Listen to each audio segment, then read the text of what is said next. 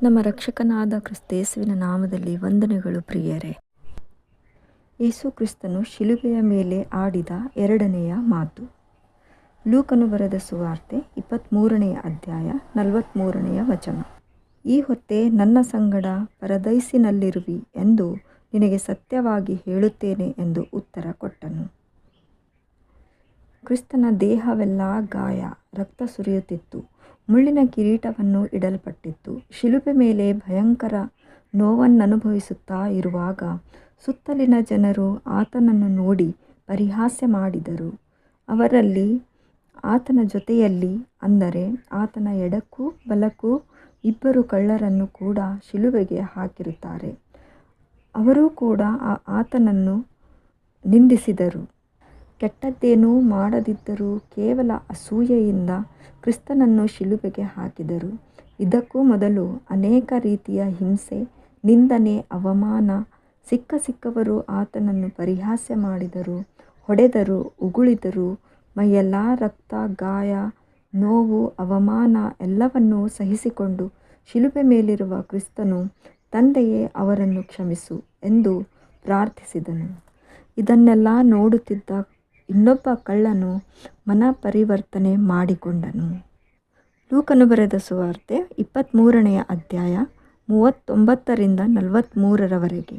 ತೂಗ ಹಾಕಿದ್ದ ಆ ದುಷ್ಕರ್ಮಿಗಳಲ್ಲಿ ಒಬ್ಬನು ಆತನನ್ನು ದೂಷಿಸಿ, ನೀನು ಬರಬೇಕಾದ ಕ್ರಿಸ್ತನಲ್ಲವೇ?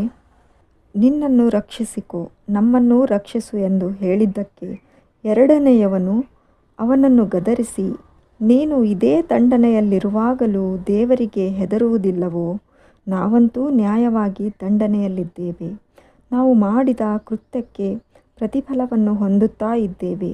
ಈತನಾದರೋ ಅಲ್ಲದ್ದೇನೂ ಮಾಡಲಿಲ್ಲ ಎಂದು ಹೇಳಿ, ಯೇಸುವೇ, ನೀನು ನಿನ್ನ ರಾಜ್ಯವನ್ನು ಪಡೆದವನಾಗಿ ಬರುವಾಗ ನನ್ನನ್ನು ನೆನೆಸಿಕೋ ಅಂದನು.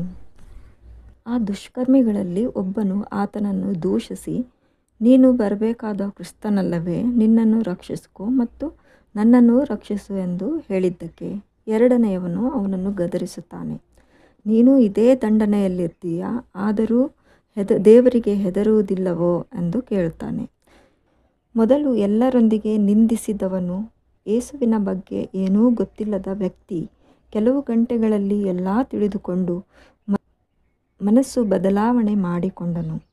ಆಗ ಇನ್ನೊಬ್ಬ ಕಳ್ಳನನ್ನು ಕುರಿತು, ನಾವು ಕೆಟ್ಟದ್ದನ್ನು ಮಾಡಿ ಶಿಕ್ಷೆ ಅನುಭವಿಸುತ್ತಿದ್ದೇವೆ, ಅದು ನ್ಯಾಯ. ಆದರೆ ಏನೂ ಮಾಡದೇ ಇದ್ದರೂ ಶಿಕ್ಷೆಗೆ ಒಳಗಾಗಿದ್ದಾನೆ. ಮತ್ತು ಕ್ರಿಸ್ತನಿಗೆ, ನಿನ್ನ ರಾಜ್ಯದೊಂದಿಗೆ ಬರುವಾಗ ನನ್ನನ್ನು ನೆನೆಸಿಕೋ ಎಂದು ಹೇಳುತ್ತಾನೆ. ಇಲ್ಲಿ ನಾವು ಕಲಿಯಬೇಕಾದದ್ದು ಆ ವ್ಯಕ್ತಿಯ ಪ್ರಾಮಾಣಿಕತೆ. ಆತನು ತನ್ನ ಪಾಪಗಳನ್ನು ಒಪ್ಪಿಕೊಂಡನು, ಅರಿಕೆ ಮಾಡಿ ಪಶ್ಚಾತ್ತಾಪಪಟ್ಟು ಕ್ರಿಸ್ತನನ್ನು ಅಂಗೀಕರಿಸಿದನು. ಅವನಿಗೆ ಹೀಗೆ ಮಾಡಲು ಯಾವ ಒತ್ತಾಯವೂ ಇರಲಿಲ್ಲ. ಅವನು ಶಿಲುಬೆ ಮೇಲೆ ಕಷ್ಟಪಡುತ್ತಾ ಪ್ರಾಣ ಬಿಡುವುದರಲ್ಲಿದ್ದನು. ಸುಳ್ಳು ಅಥವಾ ನಾಟಕ ಮಾಡುವ ಅವಶ್ಯಕತೆಯೂ ಇರಲಿಲ್ಲ. ಆದರೆ ಅವನು ಕ್ರಿಸ್ತನನ್ನು ಕಂಡುಕೊಂಡದ್ದೇ ಇದಕ್ಕೆ ಕಾರಣ. ಯಹೂದ್ಯರಾಗಲಿ ರೋಮನ್ನರಾಗಲಿ ಆತನನ್ನು ಗ್ರಹಿಸಲಿಲ್ಲ, ಅಂದರೆ ಕ್ರಿಸ್ತನನ್ನು ಗ್ರಹಿಸಲಿಲ್ಲ.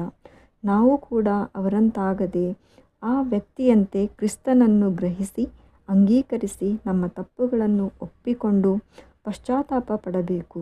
ಆಗ ಆ ವ್ಯಕ್ತಿಗೆ ಕ್ರಿಸ್ತನು ತನ್ನ ಜೊತೆಯಲ್ಲಿ ಪರದೈಸಿಗೆ ಕರಕೊಂಡು ಹೋದಂತೆ ನಮ್ಮನ್ನು ಕರಕೊಂಡು ಹೋಗುತ್ತಾನೆ.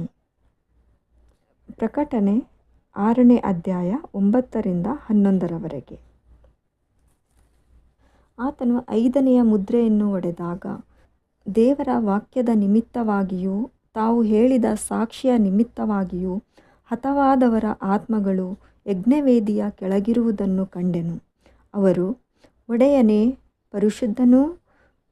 ಪರಿಶುದ್ಧನೂ ಸತ್ಯವಂತನೂ ಆಗಿರುವಾತನೇ, ಭೂನಿವಾಸಿಗಳು ನಮ್ಮನ್ನು ಕೊಂದದ್ದಕ್ಕಾಗಿ ನೀನು ಎಷ್ಟು ಕಾಲದವರೆಗೂ ನ್ಯಾಯ ವಿಚಾರಿಸದೆಯೂ ಪ್ರತಿದಂಡನೆ ಮಾಡದೆಯೂ ಇರುವಿ ಎಂದು ಮಹಾಶಬ್ದದಿಂದ ಕೂಗಿದರು.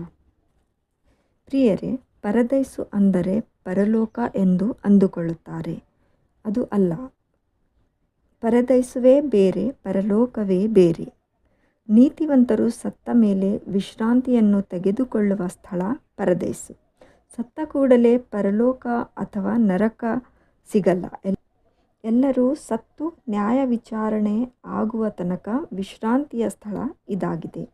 ಮತ್ತು ಅನೀತಿವಂತರು ಎಲ್ಲಿದ್ದಾರೆ ಎಂದರೆ ಯಾತನೆ ಪಡುವ ಸ್ಥಳದಲ್ಲಿದ್ದಾರೆ. ಪ್ರಕಟಣೆ 6:9-10 ಓದಿದಾಗ ಇಲ್ಲಿ ಬರುವ ಯಜ್ಞವೇದಿಯ ವಿಷಯ. ಯಜ್ಞವೇದಿಯ ಕೆಳಗೆ ಅಂದರೆ ಯಜ್ಞಗಳು ಅಥವಾ ಬಲಿಗಳು ನಡೆಯುವ ಸ್ಥಳ ಭೂಲೋಕ. ಇದು ಯಜ್ಞವೇದಿ. ಇದರ ಕೆಳಗೆ ಇರುವುದೇ ಪಾತಾಳ ಲೋಕ. ಪಾತಾಳದಲ್ಲಿ 2 ಸ್ಥಳಗಳಿವೆ.